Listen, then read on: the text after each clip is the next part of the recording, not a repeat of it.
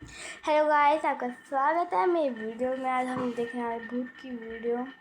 कमरे में जगह जगह कचरे के बैग पड़े हैं जिससे वहां चलना भी मुश्किल है। खिड़कियां बहुत गंदी हैं, इसलिए कमरे में रोशनी नहीं आती है। पुराने कैलेंडर के पन्ने दीवार पर लगा रखे हैं ताकि तारीख का पता चल सके। इस गंदे अपार्टमेंट में उसरो नाम का लड़का रहता है। कॉलेज में एडमिशन न मिलने के बाद वो बहुत अकेला और डिप्रेशन में रहने लगा था। उसने सबसे रिश्ता तोड़ दिया है, यहाँ तक कि अपने माँ बाप से भी। उसे लगता है कि उसकी जिंदगी का अब कोई मतलब नहीं बचा है। एक दिन वो बिस्तर पर लेटा पाई के नंबर याद कर रहा था, तभी उसने बहुत भयानक काम करने का सोच लिया। उसने आत्महत्या की कोशिश की। गले में बेल्ट बांधकर उसे दीवार से लटका दिया। जैसे ही वो लटकता है, उसका शरीर झटके खाने लगता है। बेल्ट के खिंचाव से दीवार टूटकर उसके ऊपर गिर जाती है। तभी उसरो की नजर रोशनी पर जाती है जो दीवार से अंदर आ रही थी। पता चला कि शेल्फ टूटने से दीवार में छेद हो गया है जो पड़ोसी के कमरे तक खुलता है। वह छेद से झांकता है और अपनी खूबसूरत पड़ोसी रियो को देखता है। उसकी खूबसूरती में खो जाता है और उसे खाना खाते हुए देखने लगता है। रियो की तरफ से वह छेद दिखाई नहीं देता क्योंकि वो उसकी बुक शेल्फ के पीछे है। उस दिन से वो रोज चुपके से रियो पर नजर रखने लग जाता है। उसे यकीन नहीं होता कि इतनी सुंदर लड़की उसके बगल में रहती है। अगले दिन रियो एक बैग और किताबें लेकर बाहर निकलती है। उसे देखकर उसरो को लगता है कि वो कॉलेज की छात्रा है। वह अपना आखिरी बचा हुआ खाना खाता है जिसमें कुछ सस्ते स्नैक्स होते हैं। बोरियत और दिलचस्पी दोनों में वह दिन भर रियो को ही देखता रहता है। उसे लगता है कि रियो के कोई दोस्त नहीं है क्योंकि वो सिर्फ पढ़ाई के लिए बाहर जाती है और किसी से बात नहीं करती है।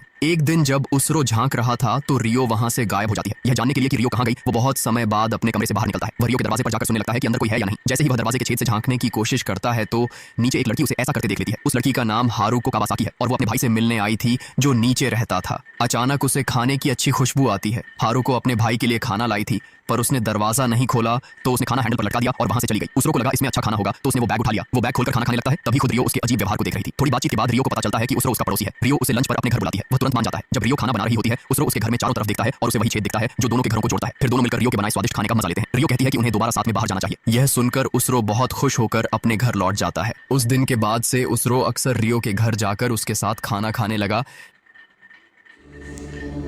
सिद्धाश्रम संतुलन और सामंजस्य से पूर्ण एक अपने घर लौट जाता है। उस दिन के बाद से उसरो अक्सर रियो के घर जाकर उसके साथ खाना खाने लगा, लेकिन फिर भी वो उसे चोरी छिपे देखने की आदत नहीं छोड़ता है। एक दिन उसरो हिम्मत करता है और रियो से पूछ लेता है कि वो उसके जैसे इंसान के साथ समय क्यों बिताती है। वो उसे बताता है कि उसने अपनी पढ़ाई अधूरी छोड़ दी है और उसके पास कोई काम भी नहीं है। रियो कहती है कि वो दोनों बहुत कम वक्त में एक खास रिश्ता बना चुके हैं और ये बात उसके लिए बहुत मायने रखती है। ये शब्द उसरो के दिल को गहराई से छू जाते हैं। वो जल्दी जल्दी खाना खत्म करता है और उसके बाद उसरो अपने कमरे में लौट जाता है। वह अब रियो को चुपचाप नहीं देखने का निर्णय लेता है और छेद को कागज से ढक देता है। उस रात एक तूफान आता है। उसरो अपने कमरे में अकेला बैठा है और कागज हटाने का कोई बहाना ढूंढने की कोशिश कर रहा है। अचानक उसे रियो का दरवाजा खुलने की आवाज सुनाई देती है। वह तुरंत कागज हटाता है और देखता है कि रियो कमरे में आ गई थी। उसने एक पारदर्शी रेनकोट पहना हुआ है और एक कट्टर पकड़ा हुआ है। थोड़ी देर बाद एक आदमी सूट में उसके पीछे पीछे कमरे में आता है। जैसे ही वह रियो को पीछे से गले लगाता है, रियो अपनी तेज मार्शल आर्ट चालों से उस पर हमला कर देती है। वह उस आदमी का गला रेत देती है और बेरहमी से उसे मार देती है। खून उसके रेनकोट पर है और वह मुस्कुराती है।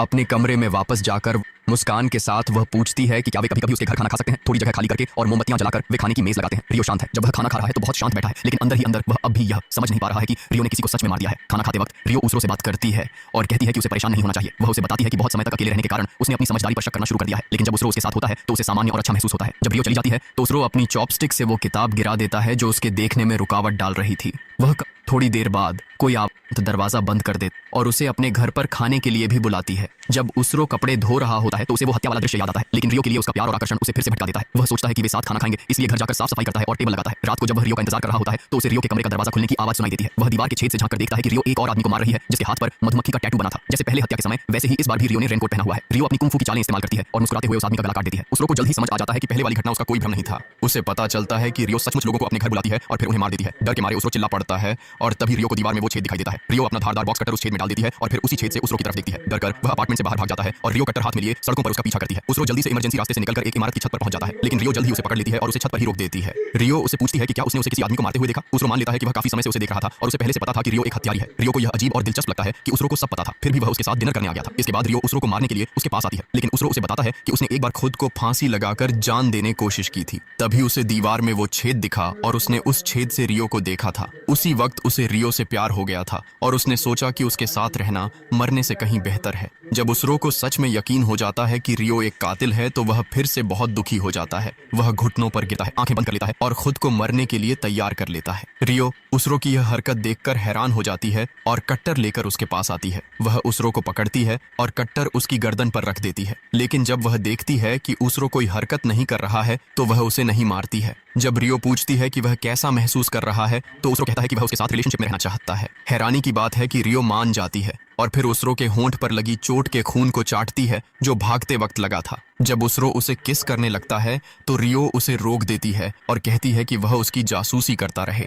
अगले दिन हारुको आखिरकार अपने भाई कावासाकी से मिलती है जो खुशी से एक बिल्ली के साथ खेल रहा होता है। हारुको अपने भाई से कहती है कि वह घर वालों से संपर्क बनाए रखे क्योंकि उनके माता पिता उसके लिए बहुत परेशान हैं। उसे खाना देने के बाद हारुको छत पर उसे देखती है और उसे नमस्ते करती है। इसके बाद उसरो रियो की वॉशिंग मशीन में अपने कपड़े धो रहा होता है। उसके बाद दोनों उसके घर पर दोपहर का भोजन करते हैं। रियो को आश्चर्य होता है कि उसरो दीवार के छोटे छेद से सब कुछ इतनी साफ कैसे देख लेता है। उसरो माफी मांगता है और कहता है कि वह दीवार का छेद बंद कर देगा, लेकिन रियो उसे ऐसा करने से मना कर देती है। उसरो को यकीन नहीं होता कि वह रियो जैसी खूबसूरत लड़की को कैसे डेट कर रहा है। इसके बाद उसरो कहता है कि उसे रियो की हर बात पसंद है, जिससे रियो हल्का सा शर्मा जाती है। उसरो कहता है कि वह रियो के लिए एक अच्छा प्रेमी बनने के लिए नौकरी करेगा। उसरो एक किफायती स्टोर पर काम करने लगता है, लेकिन हर बार जब वह बॉक्स कटर का इस्तेमाल करता है तो वह रियो द्वारा उन आदमियों को बेरहमी से मारने के बारे में सोचने से खुद को रोक नहीं पाता है। इन सब बातों के बावजूद